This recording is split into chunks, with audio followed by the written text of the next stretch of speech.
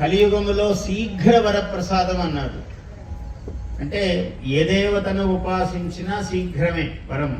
ఇంకా శీఘ్రం ఏమిటయ్యా అంటే కలియుగంలో ఎట్లా ఉంటుందంటే యాగము, జపము, తపము ఏది చెయ్యాలన్నా ఇదిగో ఇది వారం రోజులు చెయ్యండి, ఇది 6 నెలలు చెయ్యండి, ఇది సంవత్సరం చెయ్యండి అని చెప్తామనుకోండి, ఎవరికి రుచించదు.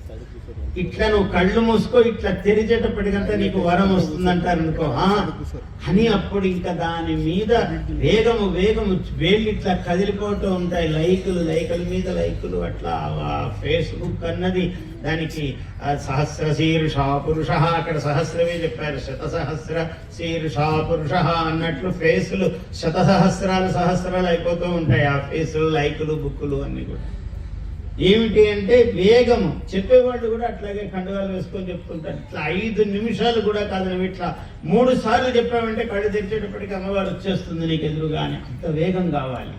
ఎవడికి తీరిక లేదు, కోరికలే తప్ప ఎవడికి ఓపిక లేదు. ఆగడానికి, ఎదురు చూడడానికి. పాపం 10,000 సంవత్సరాలు తపస్సులు చేశారు, 20,000 సంవత్సరాలు చేశారు, 100 సంవత్సరాలు తపస్సు చేశారంటే విసుగు. అసలు అంత కాలం చెప్తేనే విసుగు వస్తుంటుంది మానవుడికి. ఎందుకంటే వేగమే కాలం యొక్క స్వరూపం.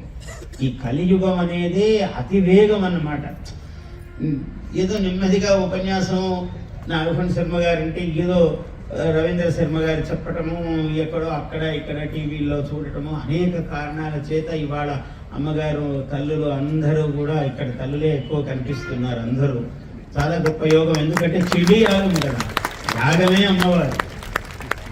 అందుకని ఏమన్నాడంటే కృతే వరదరాజస్తు అన్నాడు. కృతయుగంలో ఎవరయ్యా దేవుడు అంటే వరదరాజస్వామి అన్నాడు. అంటే ఇవి చెప్పొద్దండి మాకు, అమ్మగారుల గురించి చెప్పండి అన్నాడు ఒక ఆయన లేచి. కృతేతు రేణుకా శక్తి అన్నాడు. కృతయుగంలో రేణుకాదేవి శక్తి అండి అన్నాడు. ఆమెనే చిన్నమస్తాదేవి అని అనేక రూపాలతో కొలుస్తున్నారు. రేణుకా, ఎల్లమ్మ అని వాళ్ళు అన్ని చోట్ల గ్రామ దేవతలుగా కొలుస్తున్నారే ఆ రేణుకాదేవి. కృతేతు రేణుకా శక్తి అన్నారు. సరే, బానే ఉంది. త్రేతాయాం జానకీ తథా. త్రేతాయుగంలో ఎవరయ్యా అంటే ఆ యుగాన్ని ఉద్దీపనం చేసినటువంటి శక్తి సీతాదేవి. జానకీ తథా. ద్వాపరే, ద్వాపర యుగంలో ఎవరయ్యా? ద్రౌపది చైవ. ద్రౌపదీ దేవి శక్తి అన్నాడు. ఇంకా కలియుగం, కలవు యుగే. కలియుగంలో ఎవరండి అన్నారు. ఎవరి పేరు చెప్తారని అందరికీ ఉత్కంఠ. ఏ ఒక్క పేరు చెప్పినా రెండో పేరు చెప్పకపోతే చెప్పేవాడికి సమస్య. అందుకని ఆయన కూడా ఋషులు వాళ్ళెంత గొప్పవాళ్ళు, మనస్తత్వ శాస్త్రంలో వాళ్ళు శిఖరాగ్రానికి వెళ్ళినటువంటి మహాత్ములు వాళ్ళు. అందుకని కలవు శక్తి గృహే అన్నాడు. ప్రతి ఇంటికి ఒక శక్తి ఉంటుంది నాయన కలియుగంలో. అసలు ఇంటికి ఒక శక్తి కాదు, ఇంటికి కొన్ని శక్తులు. అంటే వాళ్ళదే ప్రాధాన్యం. Please subscribe to our YouTube channel.